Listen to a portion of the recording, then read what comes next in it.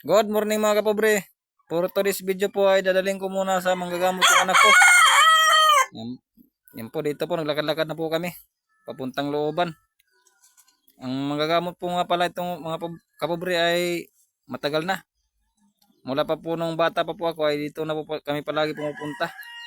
Hanggang ngayon po nagkapamilya na. At yung mga anak ko po ay dito ko rin po dinadala. Yan po yung asawa ng manggagamot. Asawa po ng Nina. Papakita ko po sa inyo yung bahay nila. Dito po sa looban. Yan po yung anak ko. Medyo matamlay po dahil masama yung pakiramdam.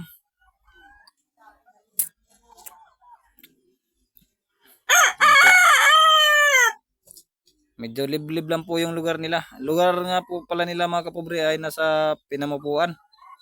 Nipa po. Sitio Nipa, Barangay Pinamupuan, Kapukan, Leyte po. Marami na rin pong pumupunta dito. At dumadayo pa po yung iba. Nasa malayong lugar pa po.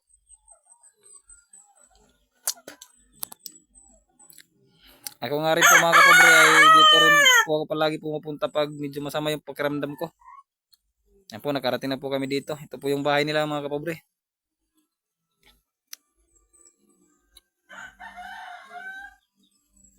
Yan po yung bahay nila. At ito po yung loob. Dito nga po pala sa loob mga kapobre ay marami ditong santos. Yan po. Hindi nga lang po malaki yung bahay nila. At yan nga po si Nang Nina mga kapobre. Yan po yung manggagamot. Kung sa tawagin po sa Tagalog ay albularyo. Pero dito po ang tawag po sa amin ay tambalan.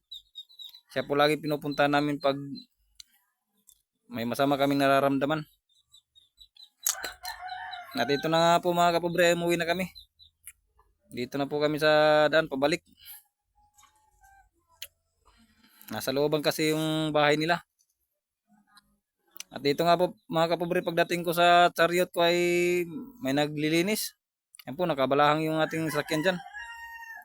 Ito po yung highway nila.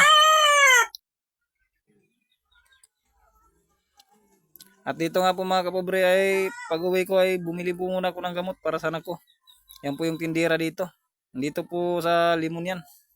Butika po ng limon. Kaway-kaway ka muna. Nahiya pa mga kapobre. Pero kakaway din yan. Ayun, kumaway na mga kapobre. At dito nga po mga kapobre, nagkauwi na kami sa bahay. Yan po yung anak ko, nagpapahinga na po.